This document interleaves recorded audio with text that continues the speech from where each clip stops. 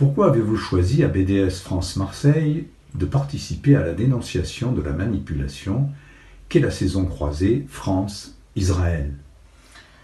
Plusieurs manifestations ont été annoncées dans la région, aussi bien à Aix en Provence qu'à Marseille, sous ce label.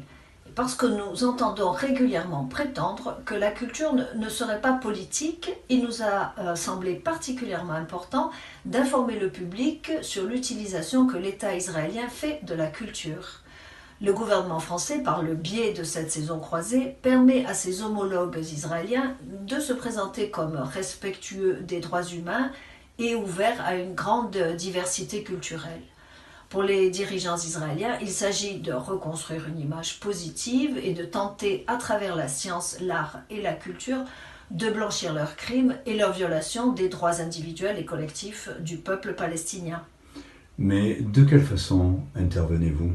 Alors, le plus souvent, nous adressons dans un premier temps une lettre à la direction de l'institution culturelle concernée pour la rencontrer et lui remettre l'ouvrage de Eyal Sivan et Armel Labouri, Un boycott légitime.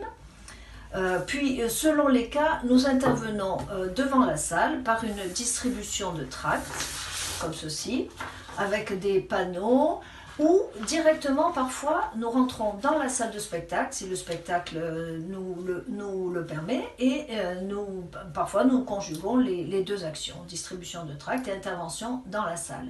Il s'agit d'expliquer aux spectateurs que le fait de programmer des manifestations culturelles sous le label Saison croisée France-Israël crée une complicité des institutions culturelles françaises avec un État colonisateur qui nie depuis 70 ans le droit à l'autodétermination du peuple palestinien.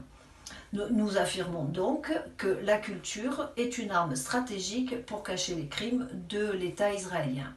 Bien sûr, nous aimons la culture, nous savons ce qu'elle peut et ce qu'elle doit apporter comme message de paix et de solidarité, mais où sont la paix et la solidarité quand des centres culturels en Palestine occupée sont détruits, quand des écoles sont fermées ou détruites par l'armée israélienne, quand des artistes sont emprisonnés?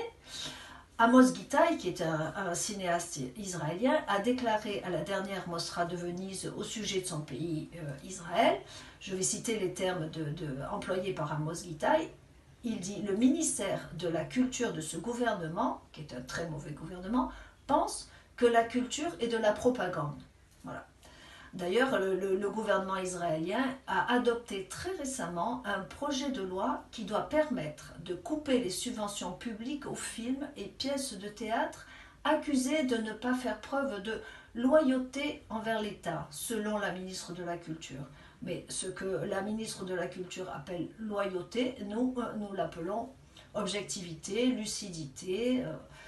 Voilà, c'est pourquoi, comme à l'époque de l'apartheid en Afrique du Sud, nous dénonçons l'opération de la saison croisée France-Israël, où la culture sert de vitrine à un État qui, depuis 70 ans, viole le droit international, et nous appelons au boycott de toutes les manifestations culturelles financées par le gouvernement ou par les institutions israéliennes.